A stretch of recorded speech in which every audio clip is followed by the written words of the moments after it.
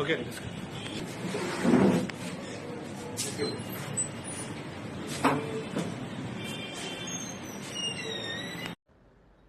నిన్న అంటే 18/3/2026 మచిలీపట్నం నిజాంపేటకి సంబంధించిన ఒక స్త్రీ వచ్చి తన మైనర్ కూతుర్ని తన ఇంటి ఓనరే రేప్ చేశాడని ఒక రిపోర్ట్ ద్వారా ఇవ్వటం జరిగింది.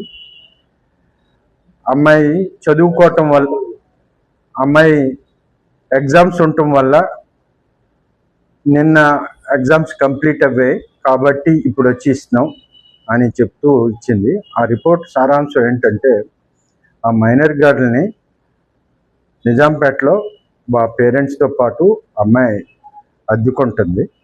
అద్దెకున్న ఓనరు గత డిసెంబర్ 2025 డిసెంబర్ 31 అతని భార్య, అతనుకున్న 2 ఫీమేల్ కిడ్స్ చిల్డ్రన్స్తో బయటకు వెళ్తున్నాం బందర్ సెంటర్కి, కోనేరు సెంటర్కి, నువ్వు కూడా రామ్మా అని తీసుకెళ్ళాడు కోనేరు సెంటర్కి. కోనేరు సెంటర్లో డిసెంబర్ 31 అంటే కొంచెం టైం పడుతుంది కదా, టైం తీసుకుని 1 గంటకి వచ్చేటప్పుడు వాళ్ళ పేరెంట్స్, అమ్మాయి తల్లిదండ్రులు, విక్టిమ్ తల్లిదండ్రులు ఇంట్లో పడుకోవటం, అంతకుముందే ఎవరైతే అక్యూజ్డ్ ఉన్నాడో మేము వచ్చేటప్పుడు లేట్ అవుతుంది కదా, మా ఇంట్లో పట్టుకొని రేపు పొద్దుటే వస్తుందని చెప్పారు ఆడపిల్లలతో పాటు. ఆ 31 డిసెంబర్ నైట్ అతను ఆ అమ్మాయిని బలవంతంగా మానభంగం చేశాడు అతని ఇంట్లోనే. అది చెప్తే నీ చంపేస్తాను, ఇది చేస్తానని బెదిరించాడు. ఆ బెదిరింపుకి ఆవిడ మౌనంగా ఉండిపోయింది. తర్వాత ఇంకో సందర్భంలో జనవరి 24వ తారీఖున వాళ్ళ పిల్లలతోనే పాటు ఉంటుందని ఉద్దేశంతో ఆ మిషన్ మీద మళ్ళీ బయటికి తీసుకెళ్ళి సినిమాకి, సెకండ్ షోకి ఫ్యామిలీతో మళ్ళీ మీ లేట్ నైట్ కదా మా ఇంట్లో పడుకొని వస్తుందని చెప్పి వాళ్ళ ఇంట్లో పడుకోబెట్టి వాళ్ళ వైఫ్ చిల్డ్రన్ పడుకున్న తర్వాత ఈ అమ్మాయి మీద మళ్ళీ రెండోసారి ఫోర్స్ఫుల్ రేప్ కమిట్ చేసి, అలాగే థర్డ్ టైం కూడా వీరంతల్లి జాతర ఫిబ్రవరి నెలలో ఉయ్యూరులో జరిగింది.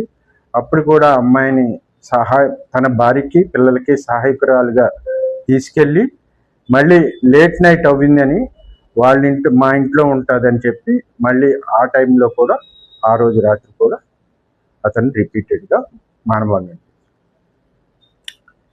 ఈ తల్లికి ఈ అమ్మాయికి నెలసరి రాపోయేటప్పటికి అనుమానం వచ్చి డాక్టర్ కొంచెం ఫీవరిష్గా ఉండటం వల్ల ఆ అమ్మాయి ప్రవర్తనలో కూడా ఒక భయంతో ఉండటం, బయటికి రాకపోవటం, ఇవన్నీ గమనించి ఆవిడకి ఏదో అనుమానం వచ్చి తీసుకెళ్ళింది గవర్నమెంట్ హాస్పిటల్లో. ఎక్కడో ఒక హాస్పిటల్లో చెక్ చేస్తే ఆవిడ ప్రెగ్నెన్సీ పాజిటివ్గా చెప్పి అంతలోకి ఎగ్జామ్స్ వచ్చాయి.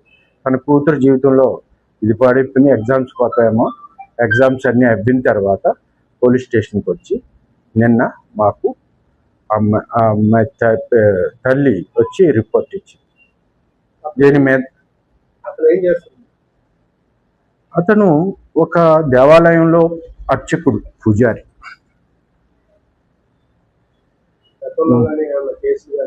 అతని మీద ఇప్పుడు వరకు మనకి మా దృష్టిలోకి రాలేదు. అతని మీద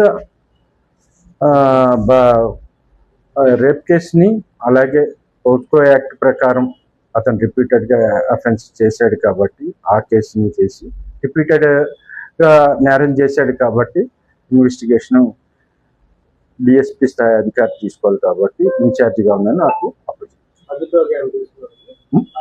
అతన్ని ఈరోజు అదుపులోకి తీసుకున్నాం. అతన్ని హాస్పిటల్కి పంపించాం.